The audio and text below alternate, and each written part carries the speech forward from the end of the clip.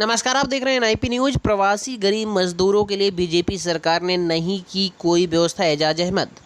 प्रगतिशील समाजवादी पार्टी लोहिया के जिला महासचिव एजाज अहमद अंसारी ने कहा कि कोरोना वायरस की दहशत आज पूरी दुनिया पर तारी है, जिसको देखते हुए हर जगह लॉकडाउन किया गया है। भारत देश भी इससे अछूता नहीं रहा। ऐसे में प्रवासी गरीब मजदूर अपने घर जाने के लिए तड़पने लगे। मजदूर पैदल अपने घरों की तरफ कूच करने लगे हैं। रास्ते में भूख और प्यास ने जिस्म को ठंडा भी कर दिया है। जी, आप देख रहे हैं भदोही जनपद से IP news report Aftab Ansari के साथ। क्योंकि आखिरी असरा चल रहा है, वो आखिरी रमज़ान है। मैं ये चाहता हूँ कि जो रमज़ान बीता है, आज हमें आखिरी मौका मिला है। मगरिब के वक्त हम अल्लाह से रो रो करके माफ़ी मांगे और हमने जो गलतियाँ की थी, नमाज़ पढ़ने में भी गलतियाँ हुई हैं, रोज़ा रखने में भी गलतियाँ हुई, जो हक़ थे वो हमने अदा नहीं कर पाया। और सबसे बड़ी बात तो ये है कि इस रमज़ान में एक अलग टाइप का हमको महसूस हुआ, क्योंकि लॉकडाउन का मामला था और लॉकडाउन में रह करके लोगों ने बड़ी शिद्दत की जो गर्मी पड़ी, उसमें भी आदमी रोज़ा रहा और अल्लाह को याद करता रहा। लोगों ने मस्जिद में नमाज़ पढ़ने का मौका नहीं मिल पाया, मस्जिद में तरावी पढ़ने का मौका नहीं मिल पाया, मस्जिद में अलविदा पढ़ने का मौका नहीं मिल पाया। मैं सही बता रहा हूँ, पूरे हिंदुस्तान के मुसलमान को दिली तकलीफ़ है और दिली तकलीफ़ है, वो अंदर से रो रहे हैं। लेकिन हमें अपने सरकार की भी इच्छा पूरी करनी थी, क्योंकि हमारी भारत सरकार ने कहा था लॉकडाउन का पालन करो। मुसलमानों ने खुल करके जो है पालन किया है। और मैं ये दावे के साथ कह सकता हूँ कि पूरे हिंदुस्तान की सरकार ये कहीं बता दे कि जो है मुसलमानों को गलत काम किया हो, नहीं, एकदम नहीं किया है। चाहे उन्हें कितना भी बदनाम किया गया हो, लेकिन वो बच्चा से बच्चा तक अपने घरों में रहा है और नमाज पढ़ा, रोज़ा रखा। इतनी गर्मी के अंदर जो भी इंतज़ाम था उसके पास, चाहे वो खजूरी रहा हो, चाहे पानी रहा हो, चाहे अच्छे से अच्छा खाना रहा हो, वो घर में रह करके अपने रोज़ों को पूरा किया। और मैं सबसे पहले पूरे भदोही वासियों को ईद की भी मुबारकबाद देता हूँ, क्योंकि कल अल्हम्दुलिल्लाह जो है ईद भी हो जाएगी और लोग घरों में इसका एहतमाम करें नमाज़ पढ़ने का, क्योंकि मस्जिद में और आपको ईदगाह में तो जाना नहीं है, तो घरों में ही पढ़ना है। जब पूरा रोज़ा रख लिया, पूरा रोज़ा जो है हमने तरावी जब मस्जिदों में पढ़ ली, तो हमको जो है नमाज़ी बगैर अपने घरों में पढ़ना है, क्योंकि हमें शासन प्रशासन ने जो आदेश दिया उसका पालन करना है।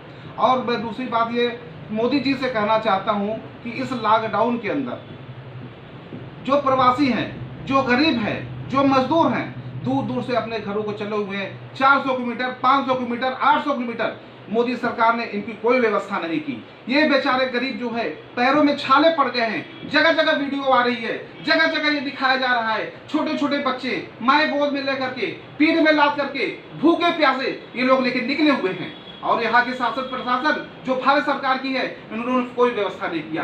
कोई रास्ते में मर रहा है, कोई कोरोना से मर रहा है, कोई भूख से मर रहा है, कोई गरीबी से मर रहा है। यह सरकार सिर्फ खोखले वादे करती है। इसके पहले उन्होंने कहा था हम गरीबों का साथ देंगे, हम सबका साथ करेंगे, सबका विकास करेंगे। यही साथ हो सबका साथ हो सबका विकास है? नहीं, बिल्कुल ये गलत बात है। इनको जो है गरीबों की पूरी मदद करनी चाहिए थी, उनको पूरी व्यवस्था करनी चाहिए थी, लेकिन ये सरकार विफल नहीं है। मैं दावे के साथ कह सकता हूँ, इन्होंने सिर्फ लोगों को टारगेट बनाया कि इनको थोप, उनकी बात उनके ऊपर, उनकी बात इनके ऊपर। पुलिस बताइए जो है गरीबों को डंडे मार रही है, गरीबों को जो है चाइना से वो कहाँ से लेकर चली आ रही है। किसी को जहाज बेचा जा रहा है, किसी को किसके जरिए से पास मिल रहा है, किसी को ईमेल से पास मिल रहा है। लोगों को बड़े जो लोग हैं वो तो अपने घर के चले आ रहे हैं, गरीब बेचारे पैदल चले आ रहे हैं, उनको उनकी बस रोकी जा रही है, उनको उतार दिया जा रहा है, उनके भूखे और प्यासे रखा जा रहा है। सारी चीजें गरीबों के लिए हैं, अमीरों के लिए कुछ भी नहीं है। हमको बताइए कि ये बताइए सरकार गरीबों के लिए क्या किया, कितने पैसे दिए? 500 रुपए, सिर्फ 500 रुपए दे करके, और इस रमजान के महीने में लोगों को लाइन लगवाया है। लोग भूखे और प्यासे 500 रुपए लेने के लिए जाकर के लाइन में खड़े हैं। बोलती है कि जो लॉकडाउन में रहिए, अरे लॉकडाउन में रहिए तो उनको सैनिटाइजर गरीबों में बांटना चाहिए, उनको मास्क बांटना चाहिए, गरीबों को जाकर के लोगों को सामान देना चाहिए। ये 500 लॉलीपॉप दे करके लोगों को बेवकूफ बनाया है सरकार ने। गरीब आदमी चलता है तो पीछे से 2 डंडे पड़ते हैं, पीछे से 4 डंडे पड़ते हैं। एक तो वो बेचारी गरीब है, ऊपर से छाले पड़े हैं, बच्चे 3-3 साल 5-5 साल के रो रहे हैं, बिलख रहे हैं। आप वीडियो देखिए मोदी जी, आप योगी जी से मैं कहना चाहता हूँ, आप वीडियो देखिए। जो वीडियो चल रहे हैं या तो वो गलत है, आप जाकर के बोलिए कि हाँ वो गलत है, और अगर सही है तो आप उनकी मदद कीजिए। ये सरकार ने आपको कुर्सी बैठाया हुआ है, आप इस वक्त आप प्रेजेंट टाइम के आप पूरी व्यवस्था आपकी जो बननी चाहिए वो आपको बनानी चाहिए।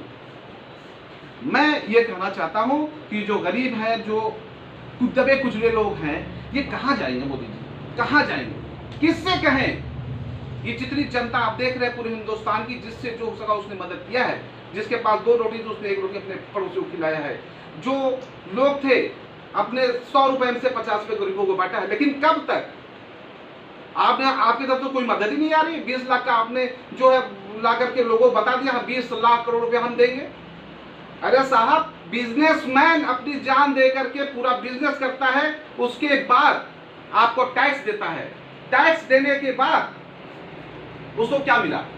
आप ये बताइए कि हम जो है 3 दिन दुकान खोलेंगे, 3 दिन दुकान बंद रखेंगे, हमको किराया पूरा देना है, भाड़ा पूरा देना है, आदमियों को हम पैसा काटेंगे तो आप हमारे ऊपर केस कर देंगे, हम कहीं से बिना मास्क निकलेंगे तो आप हम मारना चालू कर देंगे।